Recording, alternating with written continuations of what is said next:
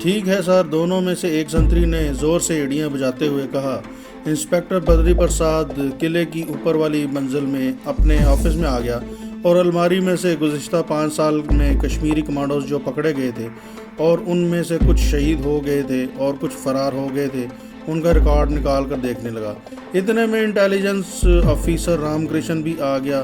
یہ وہی CID والا آدمی تھا جس نے گوالیار سے دلی تک عمران کے ساتھ عبد الرحیم بن کر سفر کیا تھا اور دلی آ کر اسے خفیہ طور پر انسپکٹر بدری پرساد کے حوالے کر دیا تھا۔ کمرے میں داخل ہونے کے بعد انٹیلیجنس آفیسر رام کرشن نے نمسکار کیا اور کہا، سر اسے ہوش آیا یا کہ نہیں؟ انسپکٹر نے ریکارڈ کی زخیم فائلوں کو ایک طرف رکھتے ہوئے کہا، وہ ابھی تک بے ہوش ہے، ڈاکٹر نے انجیکشن لگا دیا ہے۔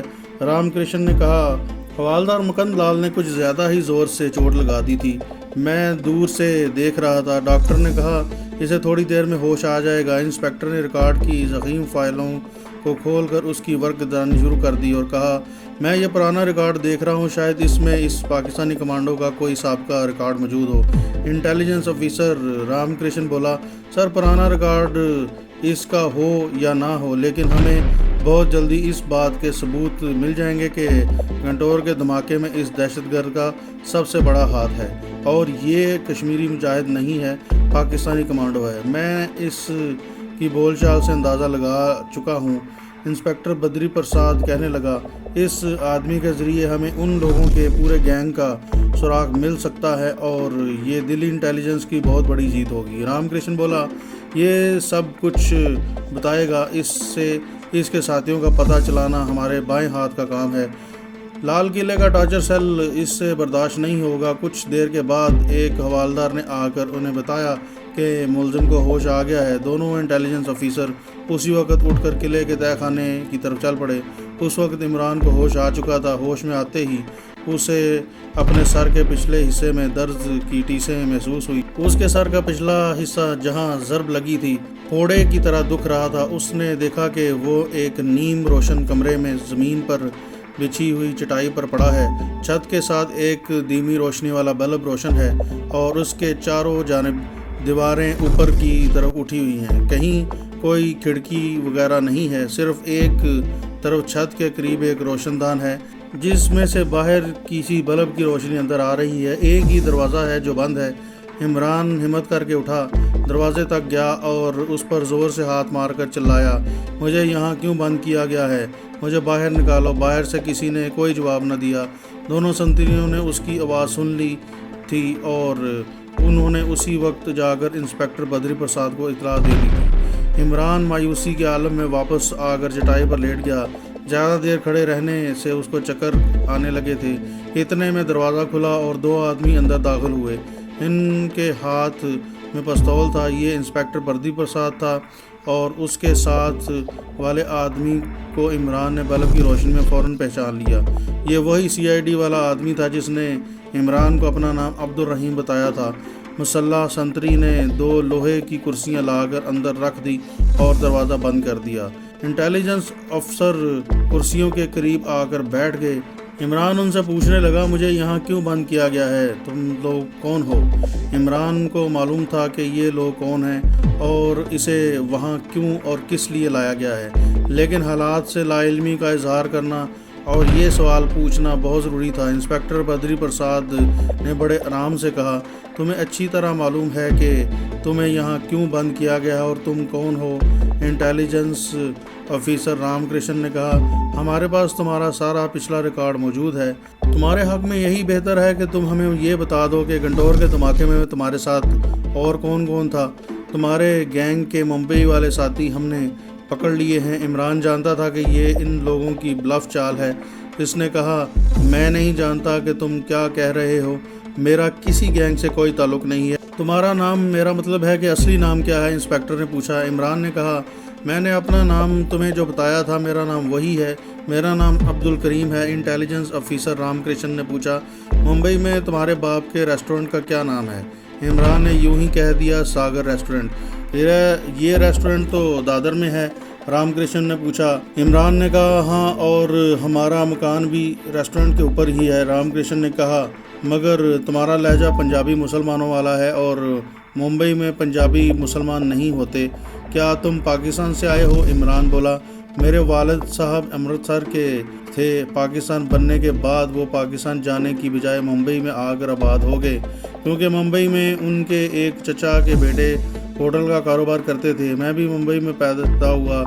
हम घर में पंजाबी ही बोलते थे। इंस्पेक्टर बद्री प्रसाद ने एक दम से सवाल किया, घंटोर में तुम्हारे साथ और कौन कौन पाकिस्तानी कमांडो था? इमरान ने फ़ौरन जवाब दिया, मुझे नहीं मालूम तुम किस घंटोर की बात कर रहे हो। तुम लोगों ने मुझे जो नाजायज़ तौर पर यहाँ आपसे बेजा में रखा है, मैं तुम्हारे ख़िलाफ़ केस करूँगा। इंटेलिजेंस ऑफिसर रामकृष्ण ने इंस्पेक्टर बद्री प्रसाद की तरफ देखा और कहा, सर, सीधी उंगली से घी नहीं निकलेगा, इसे पुराने किले में ले चलें। ठीक है। और वो दोनों उठकर वहाँ से चले गए। उनके जाने के बाद गार्ड संतरी अंदर आकर दोनों कुर्सियाँ उठाकर ले गया और दरवाजे को बंद कर दिया और ताला लगा दिया। उसी रोज़ इमरान को एक बंद गाड़ी में डालकर पुराने किले के टॉर्चर सेल के अंदर ले जाया गया, जहाँ पर उस पर तशद्दुद और अज़ियतनाक सिलसिले का आगाज़ शुरू करना था। 3 रोज़ तक उस पर तशद्दुद होता रहा, लेकिन इमरान ने उन्हें अपने साथियों के बारे में कुछ न बताया।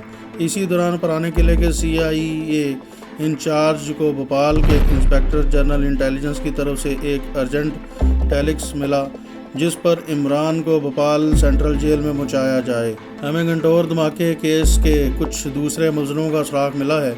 हम इस मुलज़िम से इस के बारे में कुछ पूछगिछ करना चाहते हैं। दिल्ली की सेंट्रल इंटेलिजेंस ने फैसला किया कि इमरान एक ख़तरनाक कमांडो है और इससे पहले कई बार पुलिस की तहवील से फ़रार हो चुका है, इसलिए इसे बज़रिया त्यारा भोपाल ले जाया जाए। इस मकसद के लिए सिविल एविएशन का एक 7 नशिस्तों वाला त्यारा चार्टर्ड किया गया, जिसमें इमरान को बिठाकर भोपाल रवाना किया गया। इंस्पेक्टर बद्री प्रसाद और इंटेलिजेंस ऑफिसर रामकृष्ण दूसरे बॉडीगार्ड्स के साथ खुद भी इमरान के साथ त्यारे में सवार हो गए। जिस रनवे से इमरान के त्यारे ने टेक ऑफ करना था, इस रनवे की तमाम परवाज़ें वक्ती तौर पर मनसूख कर दी गई थी। इसे आप इत्तेफाक कह सकते हैं, या कह लें कि किस्मत इमरान का साथ दे रही थी कि इमरान को त्यारे में जिस नशिस्त पर बिठाया गया था, उसकी बाएं जानिब त्यारे का एक एमरजेंसी दरवाज़ा था।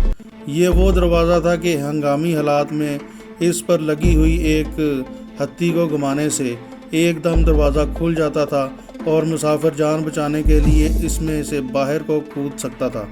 इमरान ने एमरजेंसी डोर को गौर से देखा। उसके ऊपर हंगामी और अंग्रेज़ी और उर्दू में लिखा हुआ था, हंगामी हालात में इस दरवाज़े की हत्ती को नीचे की तरफ दबाएं और दरवाज़ा खुल जाएगा। एक ख्याल अचानक उसके जहन में बिजली की तरह लहरा गया। उसने सोचा कि इन लोगों में ने वैसे भी मुझे ज़िंदा नहीं छोड़ना और मैंने मरते दम तक इन्हें कुछ नहीं बताना, और ये मुझे अज़ीज़ें दे देकर हलाक कर देंगे। मरना तो मुझे इस तरह भी है, तो इन काफरों के हाथों मरने की बजाय क्यों ना अपनी मर्ज़ी से मौत को गले लगा लिया जाए। इमरान ने जहाज़ में से छलांग लगाने का फ़ैसला कर लिया। ये फ़ैसला भी एक तरह से ख़ुदकशी के बराबर ही था, लेकिन इसमें 1% बचने की उम्मीद थी। इसकी 2 वजूहात थी। एक तो इमरान जानता था कि छोटा त्यारा ज़्यादा बुलंदी पर परवाज़ नहीं कर सकता। दूसरा, उसे ये भी इल्म था कि दिल्ली और भोपाल के दरमियान दरिया भी आता है, घने जंगल भी आते हैं, बल्कि भारत के सबसे ज़्यादा ख़तरनाक और घने जंगल भोपाल के इर्द गिर्द के इलाके में ही वाक़ हैं। त्यारे से छलांग लगाने से हो सकता है कि वो किसी जंगल के दरख्तों के ऊपर आ गिरे, तो वो शदीद ज़ख्मी तो ज़रूर होगा, लेकिन वो इस बात का इम्कान है कि वो ज़िंदा बच जाए। इसके मुकाबले में अगर वो त्यारे में से किसी दरिया में छलांग लगाता है तो उसमें ज़ख्मी होने के भी इम्कानात कम हैं, लेकिन सिर्फ़ इस सूरत में ही ज़ख्मी होकर बच सकता है कि वो त्यारे में से कूदने के बाद अपने जिस्म के तवाज़ुन को इस तरफ पर कंट्रोल रखे कि जो फ़िज़ा में कलाबाजियाँ खाता हुआ दरिया में गिरे, तो सबसे पहले उसके पाँव दरिया की सतह पर पड़ें। सर और पेट के बल दरिया की सतह से टकराने की सूरत में उसकी मौत वाक़या हो सकती है। चूँकि फ़िज़ा में छलांग लगाने के बाद जैसे जैसे आदमी ज़मीन की तरफ गिरता है, उसकी स्पीड में इजाफा होता जाता है और वो इतने ज़ोर से दरिया की सतह से टकराता है कि उसका जिस्म फट सकता है। اور اگر آدمی کے سب سے پہلے پاؤں زمین کی چادر سے ٹکرائیں تو پانی کی مزاحمت کم ہو جاتی ہے اور بڑی سپیڈ سے اندر گہرائی میں اترتا جاتا ہے۔ طیارہ ٹیک آف ہو گیا۔ طیارے نے اڑان بھرنے کے بعد ایک چھوٹا سا چکر لگایا اور اپنا رخ بھوپال کی طرف کر لیا۔ طیارے نے آگرہ، گوالیار اور جھانسی کے اوپر سے گزر کر بھوپال کی طرف پہنچنا تھا۔ عمران ان علاقوں کے کوہستانی رینج سے کسی حد تک واقف تھا۔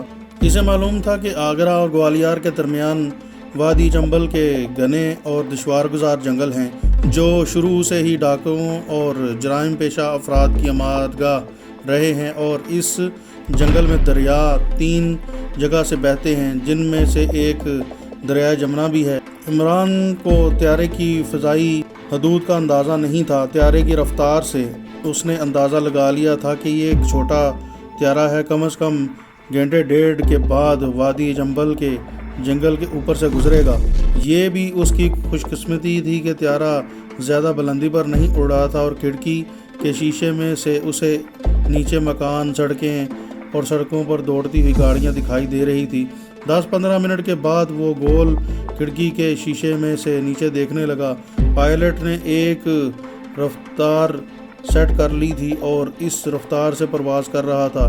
عمران کی اگلی سیٹ پر بھی ایک کانسٹیبل بیٹھا تھا، پچھلی سیٹ پر بھی ایک کانسٹیبل بیٹھا تھا اور اس کی ساتھ والی سیٹ پر بھی انسپکٹر بدری پرساد خود بیٹھا ہوا تھا۔ ان لوگوں نے عمران کو اس طرح سے اپنے احسار میں لے رکھا تھا کہ عمران کے لیے اٹھ کر باتھ روم میں جانا بھی مشکل نظر آ رہا تھا، لیکن ہنگامی دروازہ اس کی بائیں جانب تھا۔ یہی دروازہ اس کی آخری امید کی کرن تھی۔ عام حالات میں عمران اس دروازے سے بغیر پیراشوٹ کے چھلانگ لگانے کا تصور بھی نہیں کر سکتا تھا، لیکن اب اس کے لیے جان کا خطرہ مول لینا ضروری تھا۔ نیچے سے ایک شہر کی عمارتیں، سڑکیں وغیرہ گزر رہی تھی۔ کسی سپاہی نے دور سے کہا آگرہ ہے، اس کے آگے گوالیار تھا، اور ان دونوں شہروں کے درمیان چمبل کے گھنے جنگلات کا سلسلہ شروع ہوتا تھا۔ عمران نے اسی جگہ کہیں چھلانگ لگانی تھی۔ یہ تشویش اسے ضرور تھی کہ ایمرجنسی ڈور نہ کھلا تو پھر کیا ہوگا۔ بہرحال اسے دروازہ کھولنے کی کوشش ضرور کرنی تھی۔ آگرہ شہر پیچھے رہ گیا تھا۔ طیارہ غیر آباد ویرانے علاقے کے اوپر سے گزر رہا تھا۔ اس کے بعد زمین پر درختوں کے جھنڈ شروع ہو گئے تھے۔ یہ اس بات کا اشارہ تھا کہ آگے چمبل رینج کے جنگلات آگے ہیں۔ عمران نے اپنے آپ کو تیار کر لیا۔ ایک دریا بھی نیچے سے گزر گیا۔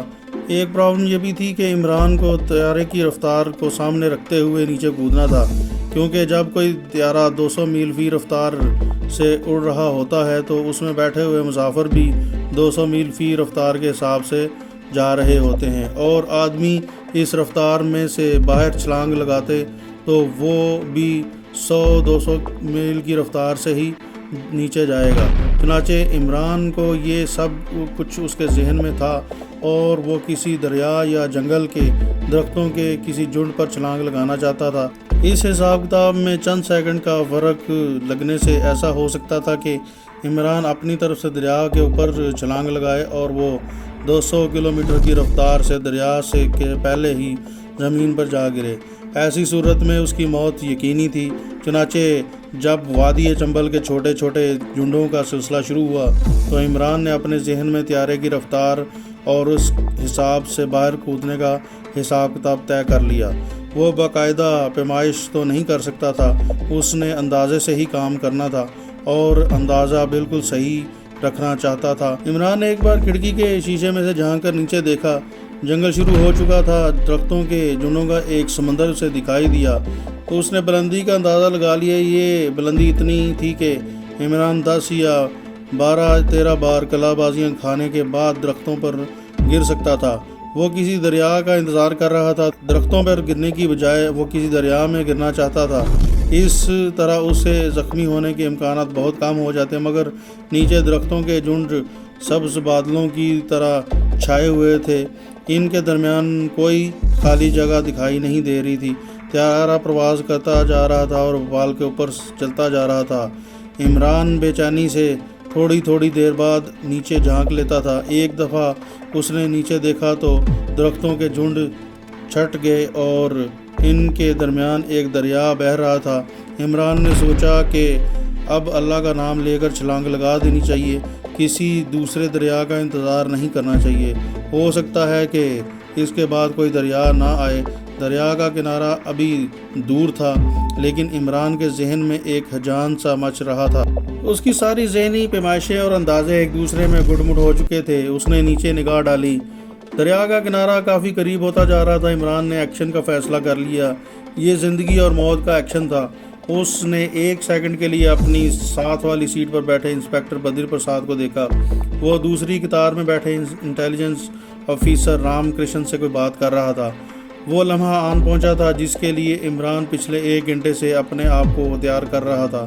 اس کے بعد اس نے نہ کچھ سوچا اور نہ کسی کی طرف دیکھا۔ سوچنے اور دیکھنے کا وقت ختم ہو چکا تھا۔ اس نے ایک لمبا سانس بھرا اور جتنی تیزی سے بجلی گونج جاتی ہے اس سے بھی زیادہ تیزی سے اس نے ایمرجنسی ڈور کی ہتھی کو پکڑ کر پوری طاقت سے نیچے کیا۔ ہتھی کا نیچے ہونا تھا کہ طیارے کا ایمرجنسی ڈور کھل گیا اور تیز ہوا کے تھپیڑے عمران سے ٹکرانے لگے، مگر اتنی دیر میں عمران طیارے سے باہر چھلانگ لگا چکا تھا۔ طیارہ جس رفتار سے جا رہا تھا، ہوا کے تھپیڑے اس سے زیادہ تیز رفتار سے گزر رہے تھے اور وہ گولے کی طرح قلعے بازیاں کھاتا ہوا زمین کی طرف جا رہا تھا۔ وہ اپنے جسم کو کنٹرول میں رکھنے کی جان توڑ کوشش کر رہا تھا، لیکن اس کا جسم اس کے کنٹرول سے باہر تھا۔ جیسے جیسے وہ نیچے گر رہا تھا، اس کا وزن اور اس کی نیچے گرنے کی رفتار بڑھتی ہی جا رہی تھی۔ اس نے دیکھ لیا تھا کہ وہ دریا کے اوپر ہی ہے۔ اس کے کانوں میں آندھیوں کا شور بلند ہو رہا تھا۔ بڑے زور سے اس کے پاؤں دریا کی تہہ سے ٹکرائے اور ریت میں دس گئے۔ عمران کا یہ محسوس کر کے حوصلہ بلند ہو گیا تھا اور اس میں نئی طاقت آ گئی تھی اور وہ زندہ ہے اور مرا نہیں۔ اس نے 2-3 جھٹکوں سے اپنے پاؤں دریا کی تہہ کی ریت میں سے باہر نکالے اور دونوں بازو اور ٹانگوں کو چلاتا ہوا دریا کی سطح پر آنے کی جدوجہد کرنے لگا۔